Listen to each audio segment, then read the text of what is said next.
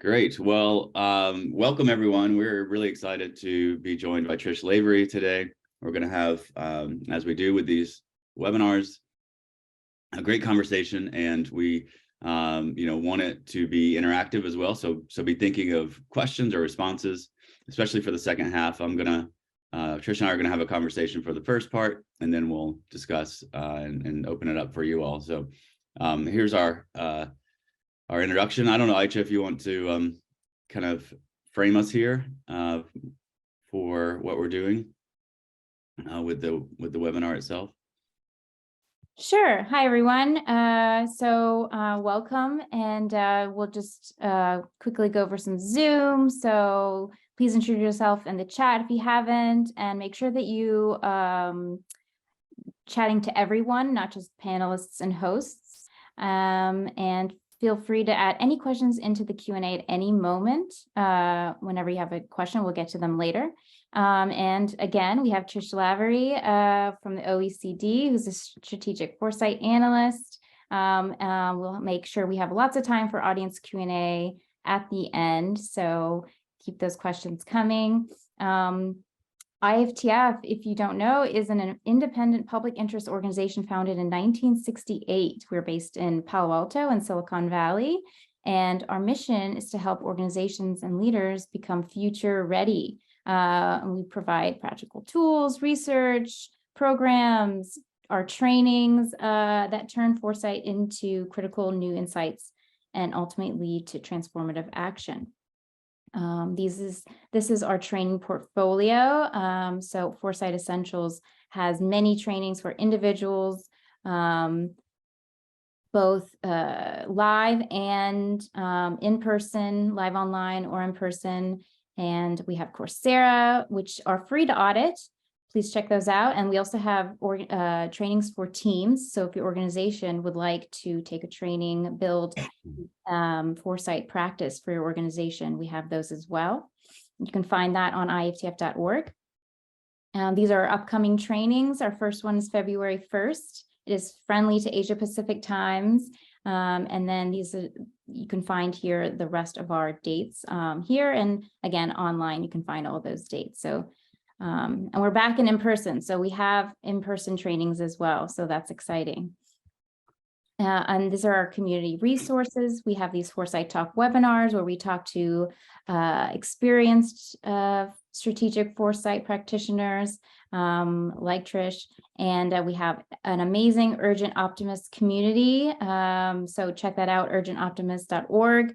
And we have future buddies. We have a newsletter. You can sign up online. We have monthly foresight practitioner meetups, which are exclusive for our alumni. Any alumni can attend those. And we have Medium posts as well. So lots of resources. And of course, we have Vantage partnerships. So if you'd like your organization to get year-long resources, research on the latest trends and signals, our latest research, please consider becoming a Vantage partner. So I think that's it. Great, thanks, Aicha. Yeah, these are always fun to do live, and then the archive of these conversations I think are really useful for folks. So we have those recorded if you want to go back and look at some of the great conversations we've had in the past. Thanks, everyone. It looks like a lot of hot, wet, and out of control climate things going on. So this conversation I think will be apt for the world that we're living in. Again, just really thrilled to be here to spend some time with Trish Lavery, who leads the adoption of foresight and future thinking at OECD, and formerly with the Australian government, working, as I'm sure you'll talk about, Trish, bringing insights from climate science and climate policy, behavioral insights and psychology, and of course, futures and foresight. So a potent combo, a necessary one, and looking forward to diving in there. So if you don't mind, just kind of giving us a little bit of your background from your perspective, where you're coming from, maybe how you found yourself in this role, or that kind of unique combo of skills and interests that you have, and we'll get started that way. Welcome. Fantastic, Jake, and thanks for having me here today. I'm thrilled to be here. I had a bit of a convoluted route to strategic foresight, like a lot of people that I talk to in this field. I started off doing a degree in behavioral science and then did a bit of a pivot and spent quite a few years cruising around down in Antarctica, studying the marine biosphere and our global carbon cycles. And I think during this time, I was publishing some work. I got my first little snapshot of futures thinking. I had modeled this paper looking at how Southern Ocean whale poop actually adds fertilizer to the ocean, causes the microscopic plants of the ocean to grow, which subsequently draws carbon from the atmosphere into the deep ocean. And so I was modeling that, the removal of whales via industrial whaling and the impact that that had on global carbon cycles. And I was sitting on a plane one day and I got chatting to a stockbroker next to me. And I was telling him about it. And he was like, well, that sounds kind of interesting, but what is the point of your research? And I said, well, if we look back in time, if we hadn't removed all those whales through industrial whaling, we would have less carbon in our atmosphere. And he said to me, no. Never project back, always project forward. So, which was good advice. And it turned to my resulting paper ended up being way sexier when I modeled how if we, allowed whale populations to recover, how much less carbon we would then subsequently have in our atmosphere in future. So after this, for a while, I joined the Australian's Environment Department, and I went back to my behavioural insights roots there and spent about 10 years sort of nudging people toward more pro-environmental behaviours. And during this time, I had an amazing mentor and director who had come from the intelligence world and spent a lot of time on those sort of structured intelligence techniques and introduced me to them, which was a really a great introduction from her. And so when I had the opportunity to come over and kind of marry these three interests with the OECD, of course, I leapt at it. So my role here is working on a major project that we have to stress test net zero transition plans. And I really am trying to bring that deeper understanding of behavioural insights and behavioural psychology to the foresight process during my work here. Amazing. I mean, I don't want to derail our whole conversation about whale poop, but it's really fascinating, and I want to make new metaphors instead of the butterfly effect, the whale poop effect. Because I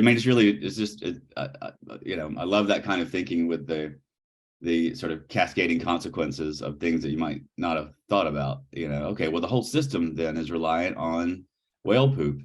Like the connections between these and how the system works together. It's just really fascinating. Also, I'll save my commentary about the first time any stockbroker has ever given good advice. So that's great as well.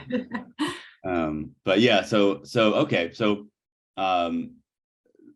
again, that combo is so important. The kind of systems thinking and understanding the sort of scientific way that systems and networks interact, and the consequences and cascading effects of things, and then the psychology of like, how do you actually make people change their behavior, acknowledge that. And I know from the futures world, just giving people good information or good forecast doesn't actually change anything. And I've spent a lot of time in the last few years thinking a lot more about psychology and organizational psychology and culture if you're actually going to have an effect. Great research doesn't necessarily move the needle at all. So I'm just kind of curious how that, okay, now it transforms into a large international organization and you're doing that. So what are the kind of levers and mechanisms that you're thinking about? Yeah, great question, Jay, because we often, in policy world or in the foresight world, we often fall to this fallacy where we think that providing amazing information is going to help sway and change behaviors. But right. That kind of assumes that our audience are interacting with our material in what we call in the behavioral insights world, the system 2 mode of thinking. So that's that really, detailed analytical mode of thinking. The example I always give is when you're planning an overseas holiday to an area you've never been before, and you're cross-referencing, you're looking at different websites, that booking.com is doing something funny with the angle of the photo of the pool. And so you're looking for other resources to back up, you're really thinking about this and you're trying to make the best decision for you and your family. And sometimes we think that our audiences are always interacting with our materials in this mode. They're really getting into the details. They're thinking about what it means for them and making the best decisions accordingly. But actually, behavioral insights shows us that a lot of time people are in what we call system one thinking. It's fast, it's intuitive, it's driven by what other people around us are doing. It's driven by the actual language that's used, keywords. We're driven by, I think one of the classic studies on this was looking at rates of organ donation. And you would think this would be quite a personal decision that each person would make, and it might be influenced by your beliefs about religion, but actually it's hugely influenced by whether you have to tick a box to opt into organ donation. No one ticks the box, that requires thinking. Or whether you have to tick a box to opt out of organ donation. No one ticks that box, that requires thinking. People just very much donate their organs based on what the default is. So, it just shows that, I think it's a real challenge for communication then to communicate that complexity of a foresight process in a way that people can engage with that material. Mm-hmm. Well, let's go on that track. I have to, I want to get back into how things work at OECD, because I think that would be an informative, some insights for people that are working in large organizations, or, how do you make it work internally and some of those dynamics. But just, I think one of the critical things, and again, these are hard-won lessons from trying to do things one way and then seeing how it's not connecting. I do a lot of work in immersive and experiential futures, so trying to have people sort of live, feel what the future is like. But just the realization that how important cognitive load is, and how we're kind of overwhelmed by information, and how you have to pare back things into simple things, and even, not to brand everyone as lazy, but ticking a box. The difference between donating your organs and not is like, one tick of a box or one extra click, or, things like that. So there's that sort of like, how do we streamline things to make it easier? And I know that's what a lot of behavioral insights are, is like make the default the good rather than, bad outcomes. Another side of this, which I just want to introduce and have you respond to, is kind of now I think we're seeing a backlash against individualist kinds of responses, like, use less toilet paper, or it's all on you, and I think that was in some ways maybe intentional by big purveyors of certain things with climate, is to sort of throw it back on your job is to recycle and all of that.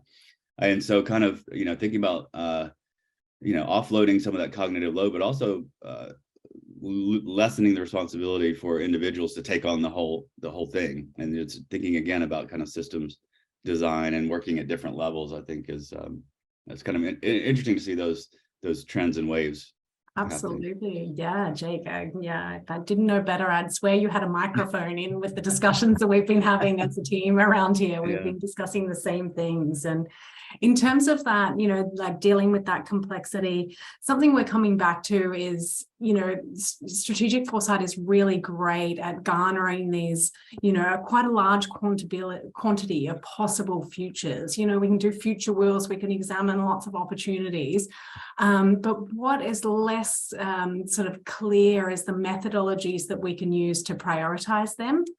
At the OECD here, we're based in the Office of the Secretary General. We're not going to, engage him by talking about, this huge infinite range of possible futures with no, advice or directives on what he could do to manage that complexity. And that's one of the tools that we're using is a sort of integration of behavioral insights to look through, we've got all these range of possible futures. We know some things about how humans interact, with different disruptions and changes, and we can go back and have a look at this in the literature. So can we use this as a way to kind of prioritize the plausibility of some of those disruptions and the sort of importance of them for garnering change? And the kind of very simplistic, it comes back to that working with people, how they actually act, not how we think they should act. And, right. the silly example that I always give, if you'd told someone 20 years ago that they were going to one day, pick up their phone, skip through 30 pages of legalese and give, a private company the ability to read your emails and access your microphone so that you could share photos of your lunch with your friends, that behavior seems totally illogical. If you hadn't heard that before, you would just say that's ridiculous and no one would do that. But actually, we know that people are very social animals. They do have this need to connect. They are driven by what's around them. They do take the easiest option, and that's a great easy option on your phone to keep in touch with people. So by sort of prioritizing, having a look at, how we know humans actually behave and how we think they should behave, is there ways then to use that to prioritize some of these, our further analysis on some of these disruptions. And I want to come back to your comments on, you're right, and Behavioural Insights has been criticised recently for putting too much of an onus on individual behaviours, particularly in the climate space where, we're driven by the system around us to a huge extent. And I actually, I really agree with those criticisms. And I think, one of the ways that, we're thinking through this partnership, a better partnership in our team between Behavioural Insights and Strategic Foresight is to encourage Behavioural Insight practitioners to get on board and do strategic foresight processes as part of, developing that better sort of systems approach to behavioural insights by, using futures wheels to think through the implications of some of their, recommended policy interventions, for example, and really use that, to break down silos and bring their stakeholders together and really start to, build those interdisciplinary links. Mm-hmm.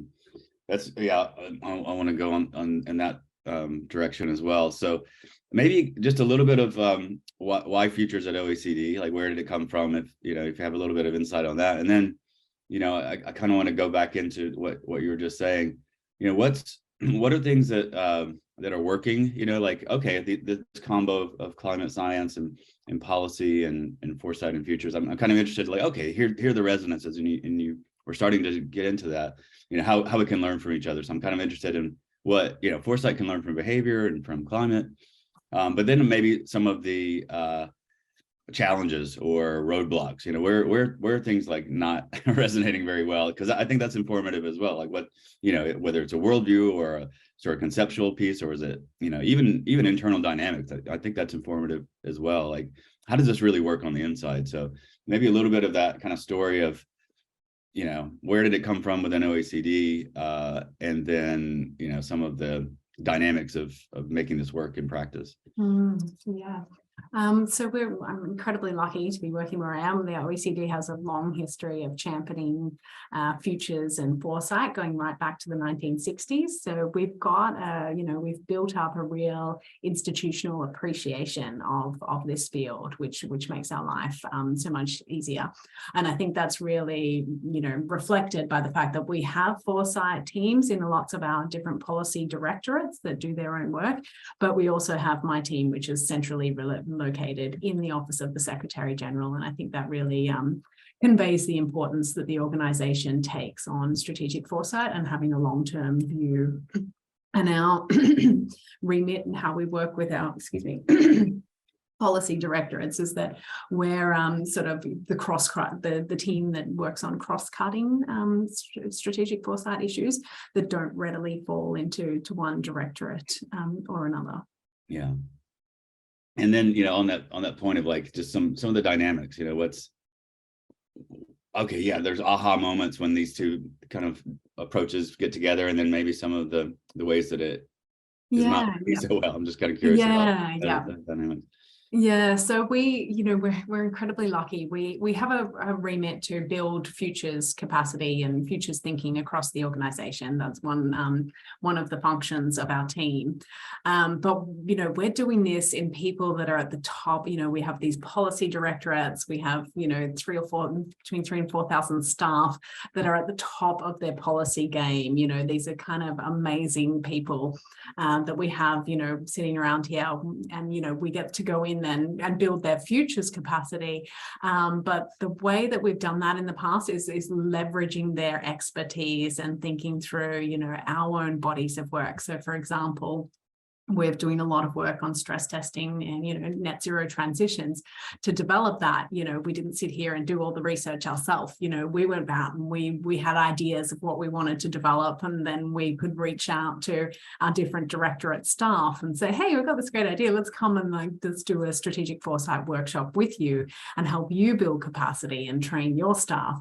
But at the same time, these are world-class experts that we have access to that can help us really pull apart some of these issues and really wrestle them to the ground. So we're incredibly lucky that we can leverage that and be killing multiple birds with one stone, and in building up that capacity, but also feeding research into the products that we're developing as part of our team. So what does stress tests look like? I'm kind of curious, like what's the process of going through that? Yeah. So the process that we're using to stress test is a sort of 5 workshop model. We go in and do this with partner countries at the federal and also municipal levels, and it's also going to be available for organizations to use.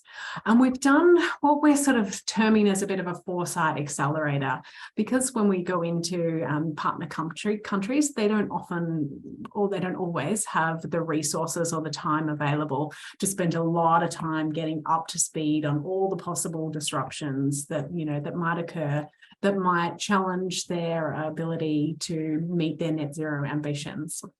So our team have worked in that way that I just described to you with our thematic experts across the OECD, but also in conjunction and collaboration with foresight experts around the world to develop a series of 25 disruptions. So these look at like the system level changes that could occur between now and 2050, and how these might sort of influence net zero transition plans.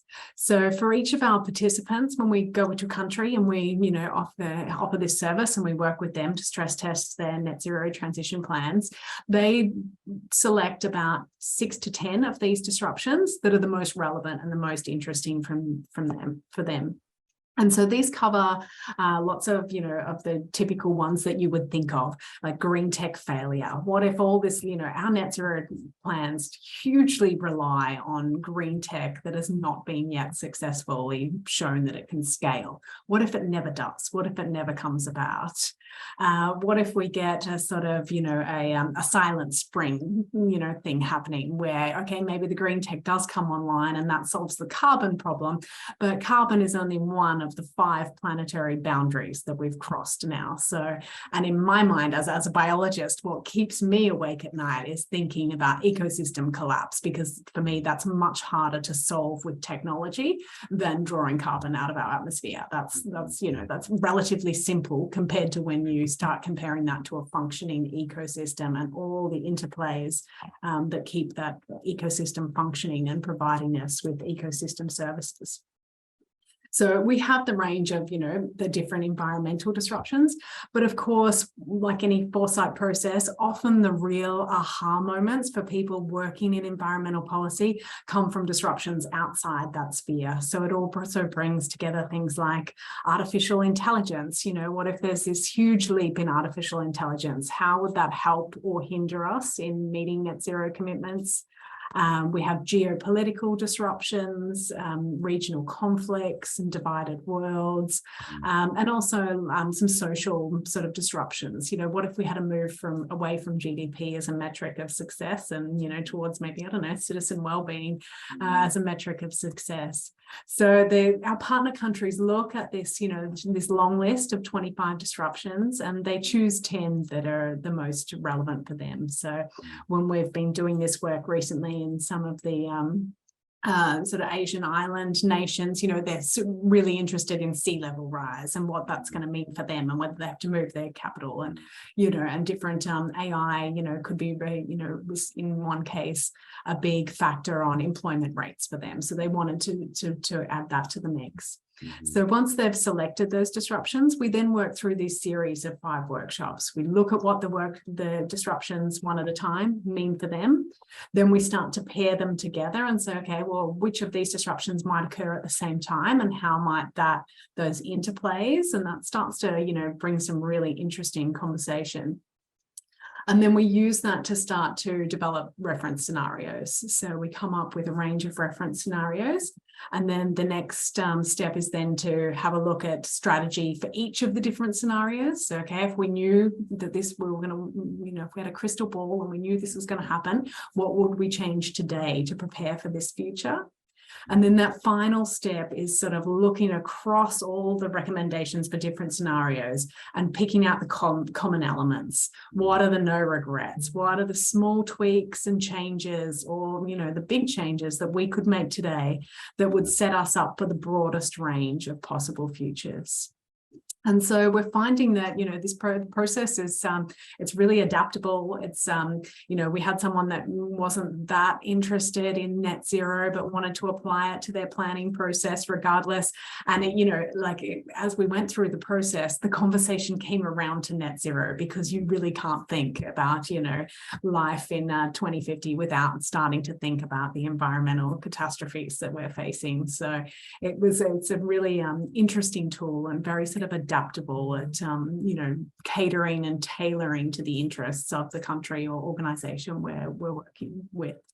Yeah. And I saw that someone had asked them, whether there was the possibility to get that list.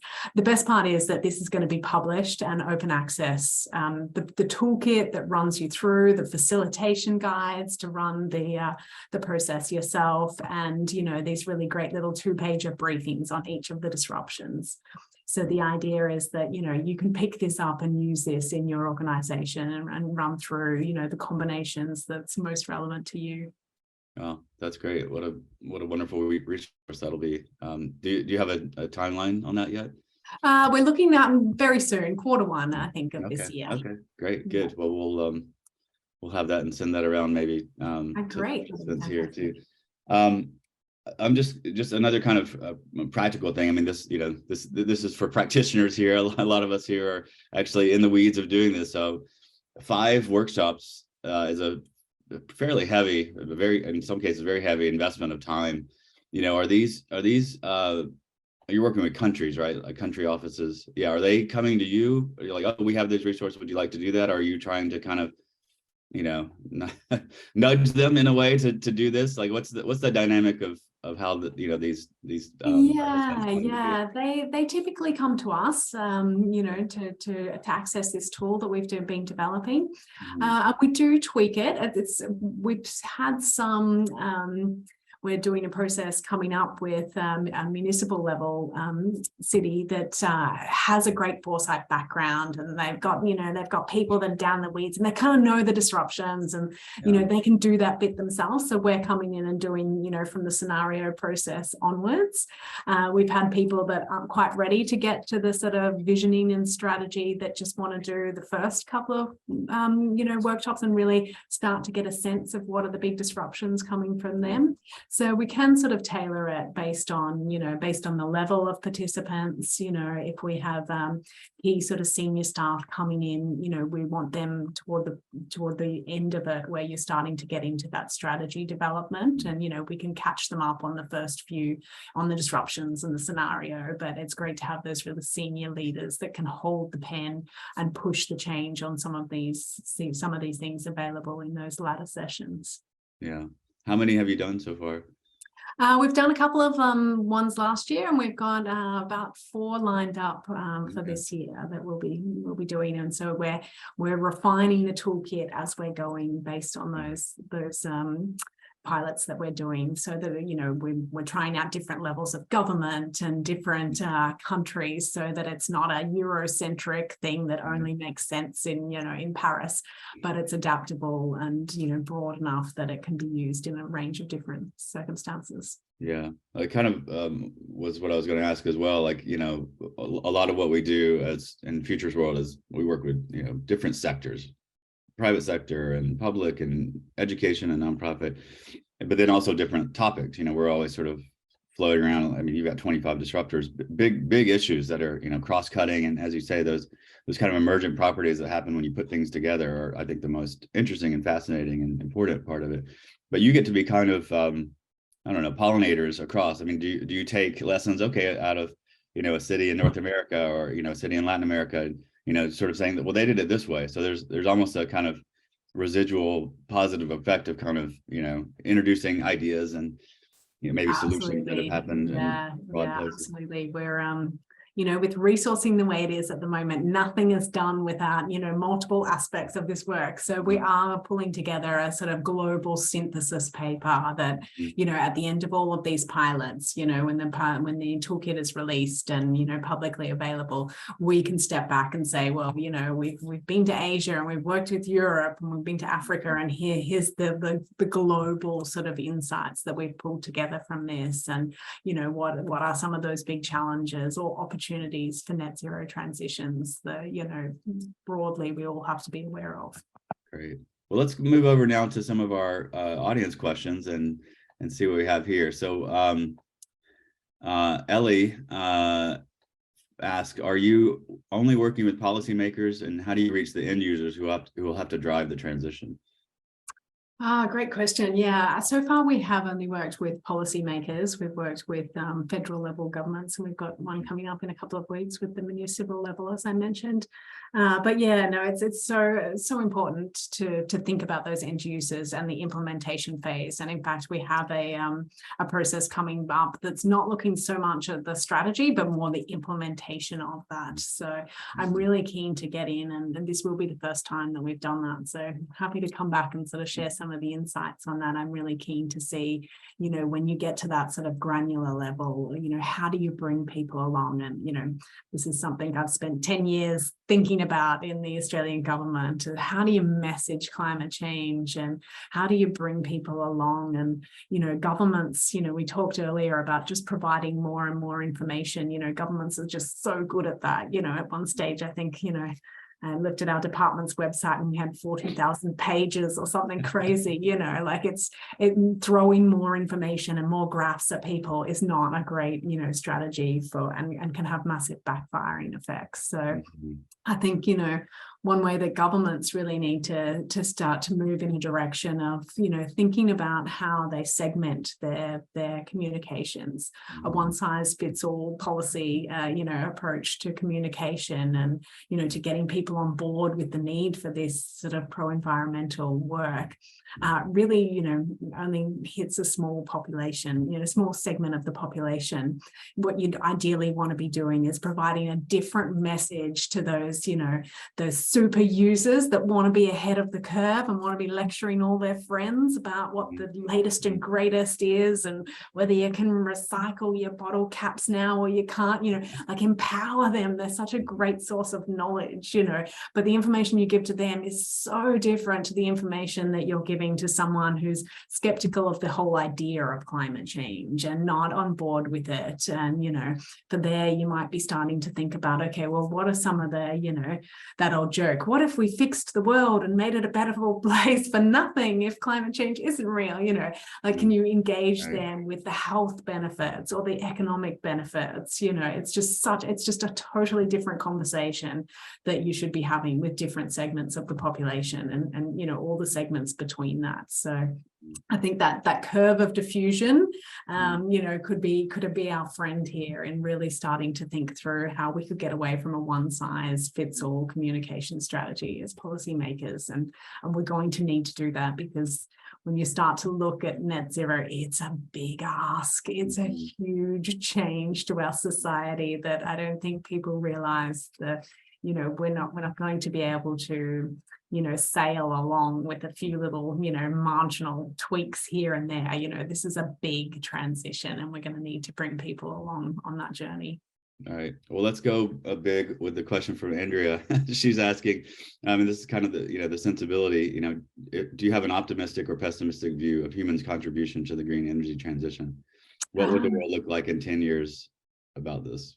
Yeah, great. Look, I do have an optimistic view. I think people generally want to do the right thing. You know, the majority of people want to do the right thing.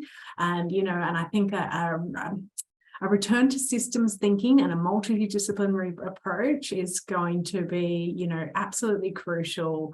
You know, a lot of us, you know, want to do the right things, but you're fighting a system that honestly, you know, it makes it incredibly difficult for you to reduce your carbon footprint.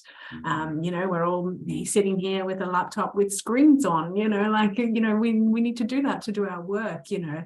So we're bound by the system that we're in, and it's, you know, it's going to take system level change. And, you know, one thing is that, as we know, people are swanning through life in their system one thinking, if we change the system around that and make it easier for them to comply, you know, that's what they will do. So, you know, I'm really excited. And, you know, I see Foresight as such an amazing tool for breaking down silos for policymakers. You know, I spent 10 years thinking about how you could break down silos, and there's just, you know, the incentives are all off in the way that government structures their budgets, and you're all in your little silo, and, you know, and I think every policy, every project could benefit from futures thinking and strategic foresight.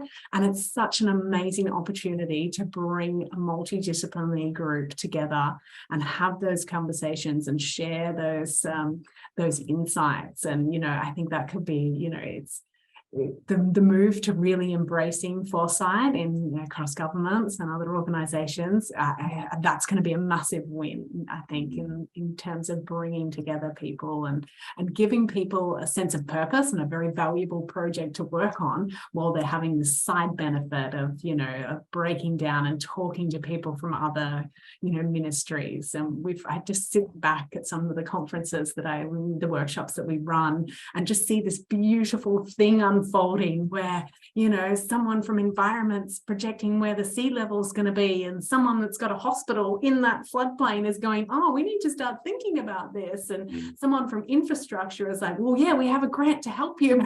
You know, and it's suddenly all of these, you know, these different factors are coming together, and these people are having conversations for the first time, and it's just such a beautiful thing to see.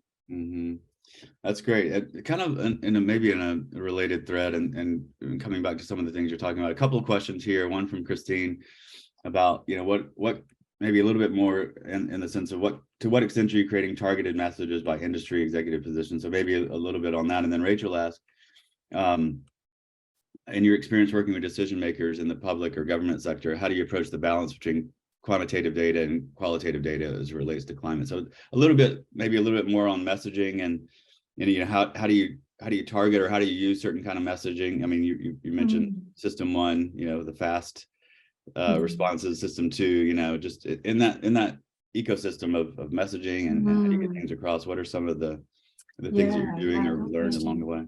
Yeah, and we're actually going through a process at the moment to start to think through marrying a bit better the qualitative work that comes out of a typical strategic foresight process with a more quantitative angle. So we've received, you know, we did this great workshop. We have a government foresight community, and we have an annual meeting each year, and we did this great workshop where we brought in some super forecasters. You know, these are these amazing people that have this sort of quantitative brain for, you know, putting numbers on things that, you know, are incredibly difficult to quantify.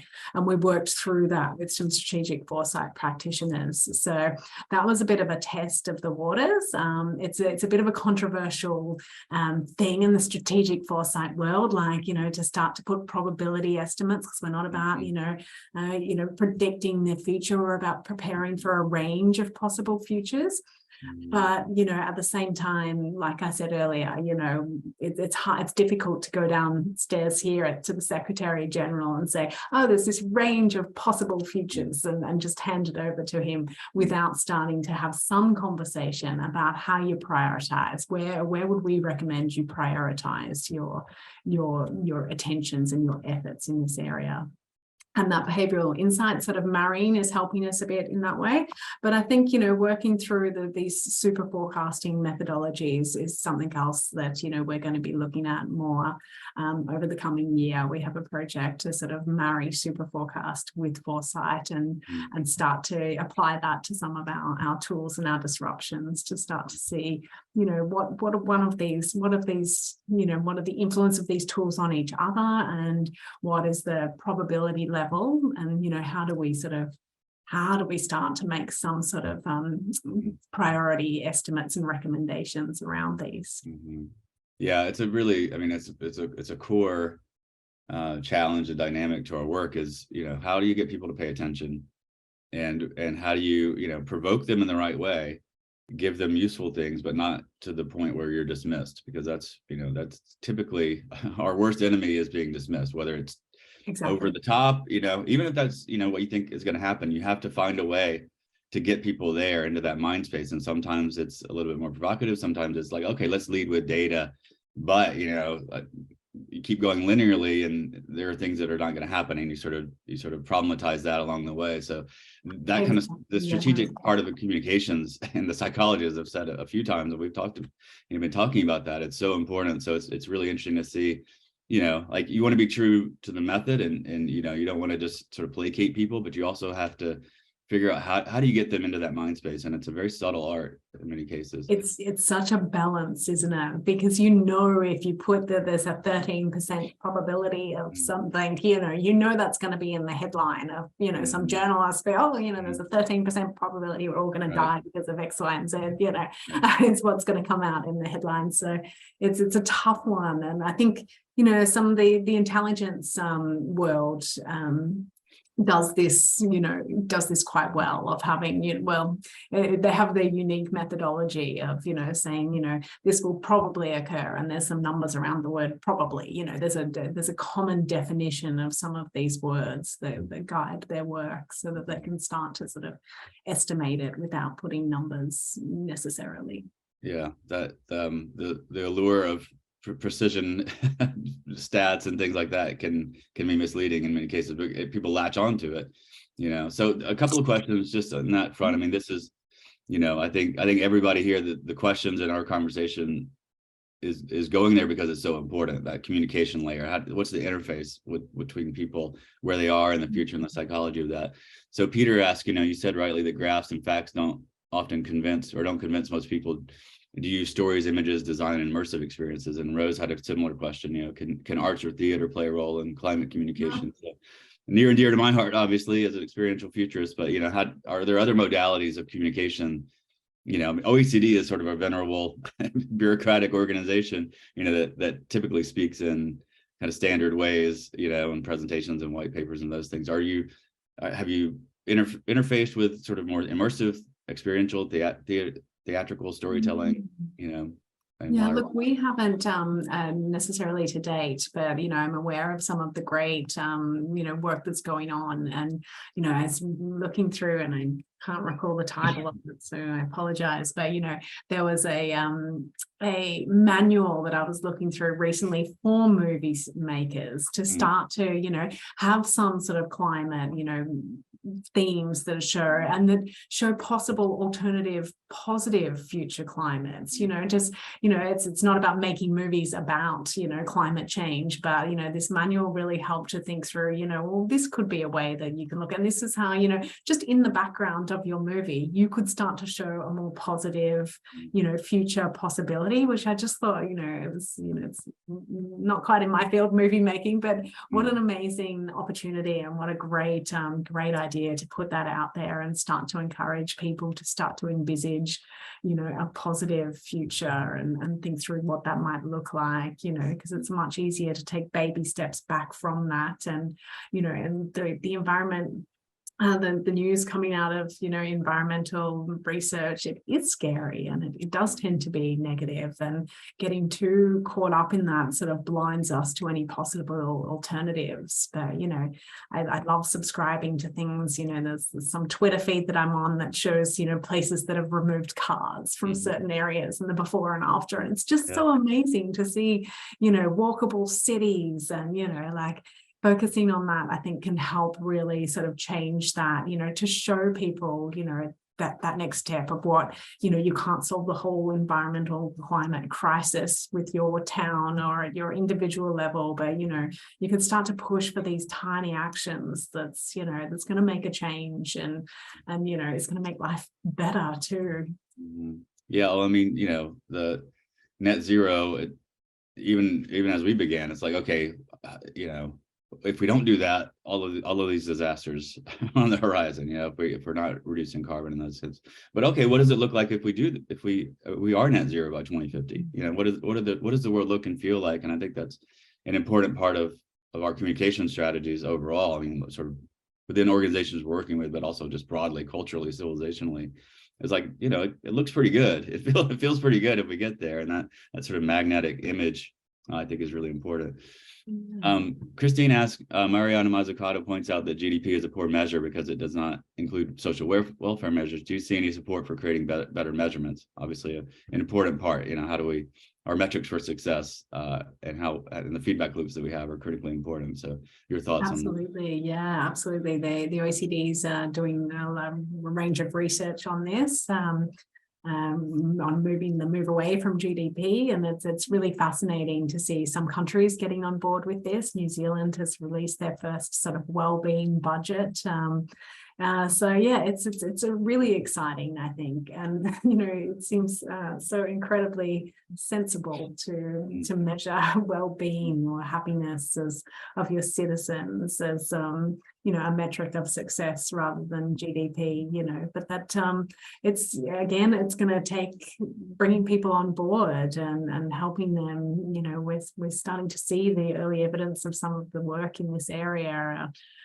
It's the great finding is that the research is there and it can be done. So it's about bringing people along now, and it is a big move away from people for even for just your normal citizens at home to start to think about these things rather than measuring economic success and budget deficits, and that's what the media shows us, so that's what we pay attention to. But as more of these sort of well-being budgets or initiatives come online, I really hope that starts to, like we were just saying, show a positive future and show a positive alternative that people can get on board with. Great. Yeah. I mean, it's sort of been a long time coming, and I guess it just takes a while. Gross national happiness and some of these things have been talked about for a long time. It's probably a generational scale kind of thing. We need to really, those are so important. Those, once you begin to measure the feedback loops, what's important, all the things that cascade out from that. Joe has a question. He says, for someone thinking about moving into strategic foresight, how important would you think having industry domain or knowledge or experience to become a recognized expert with clients? That's a great question. So sort of a broad futurist versus like somebody like you, marine science and behavioral insights and climate. You have these certain sort of expert domains that you're into, but also looking broadly, and thinking. It's a great question. And look, I think every team needs both. So, there's avenues for both. It's great to have those people. I have a colleague, Dexter, who is all this amazing repository of everything I could ever want to know about foresight is in his brain. So that's great. We've got that covered as a team. And so then to have someone come in that can say, hey, wait a minute, people don't always act in the ways that you think they might. And you're assuming that this tech will come online and it will change behavior in this way, but we need to get down and wrestle that and see if that's actually the case. So, having those broad perspectives, I think, is incredibly important. Mhm. So whether you have them as part of the participants that you bring in, or whether you have them within your team, sort of, I think in both situations work. But I think the main thing is we always see, you know, foresight is a collaborative process, and you know, there's a real challenge to making sure you get the full diversity of viewpoints, whether it's as part of your team or as the, you know, the participants that you're bringing in. You know, we struggle sometimes to access the people, you know, from the global south, for example, to make sure that we're having these really you know, diverse and representative conversations, and we're not, you know, sitting around with a completely Eurocentric view of things. Right. Yeah, I appreciate that, because, you know, I mean, there's the old line about T-shaped people. You want to have, you know, certain domains that you're good, but you can work across. Or I like Bruce Sterling's idea of don't be well-rounded, be spiky. You know, you have certain things. But I think one of the things that makes, you know, futures thinkers and futurists and people that integrate this a little different is that even with that knowledge, you don't want to be blinded by it. You don't want to be like, okay, I've got the answer, I've got the formula. You're always sort of looking, seeking out, seeing, okay, new ways. All right, when we put these two different approaches or worldviews together, and you know, what happens at those intersections? And that's sort of the intellectual kind of you know, conceptual worldview view of it, but also, as you were saying, the kind of participatory aspect of it as well. And not just being in rooms with experts, even though we do that quite a bit, is like, where are the edge voices, non-traditional approaches? You know, those kind of things have to be a part of the kind of radar that we're and project things that we're integrating as well. Is, you know, those voices and those marginalized often approaches or voices have to be integrated in that, and we're always learning from that. So you're sort of never at ease, I think, is, if I could say, you know, kind of a, you know, the lived experience of being in the futures world is you're sort of always working maybe with a group you haven't worked for before, or, you know, an edge of knowledge that you haven't, you know, you're not the expert on it, but you want to integrate that and combine that. So when you do this sort of mashup combination of these different approaches and audiences and industries and everything else, you're sort of always at the edge of your capacity. But I think that's where the action is, and I think that's the value that we often bring to these conversations, as you're saying, like, oh, when you put this together, all of a sudden you see doorways opening that maybe you never would have before. So I think that's one of our key value adds. Yeah, absolutely. And we're often reminding people in our foresight processes that, you know, we're often talking to OECD staff, but they've come from a wide range of at least geographical backgrounds.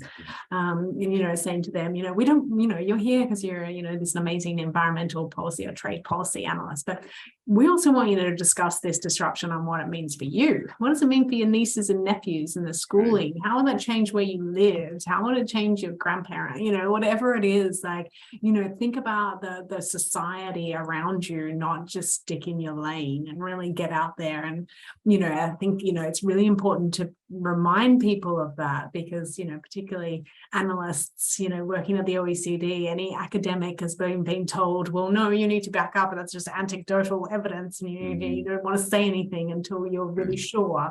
But actually, this is a process where those insights on, you know, how it would change your schooling or your suburb or your where you go on holidays, you know, or how, you know, you live otherwise are really important to the process. All right, great. We'll have getting to wrap up here. I have one last question from Uma, and she asked, she's from 18 by Vote, their U.S. youth-led civic engagement organization.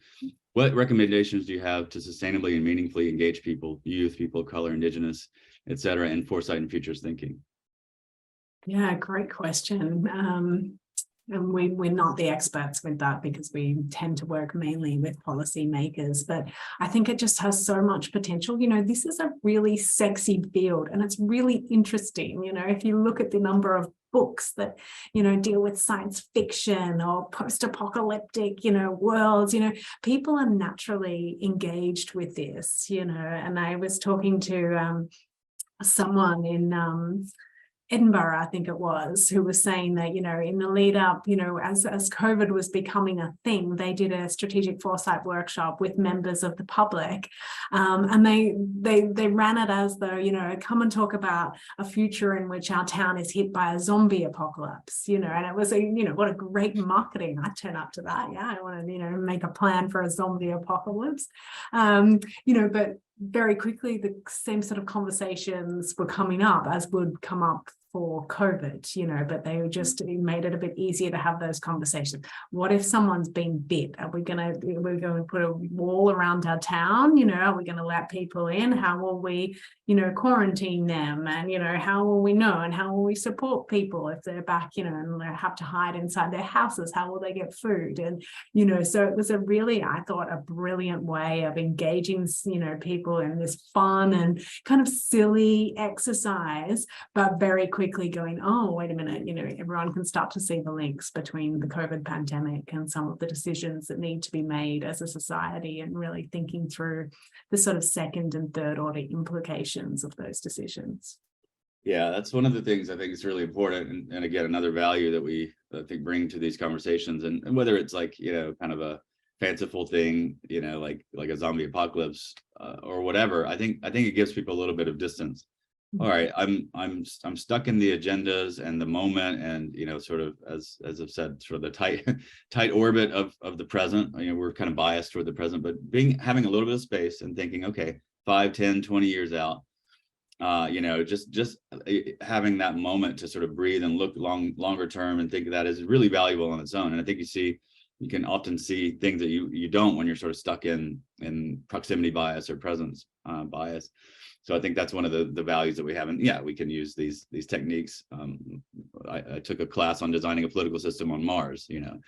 Well, are we going to go there or not? I don't know, but it helps. It sort of gets you out of the thinking about things in terms of the Constitution or, how things are now. So those kind of techniques and tools that we often integrate, I think, are really valuable for that kind of breaking out of sort of conventional kind of ideas that we often get wound up into.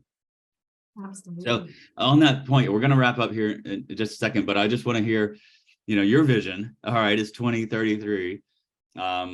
What's the headline story for your work, the work that OECD is doing? What's the kind of positive aspirational headline that would make you happy to see in 10 years' time?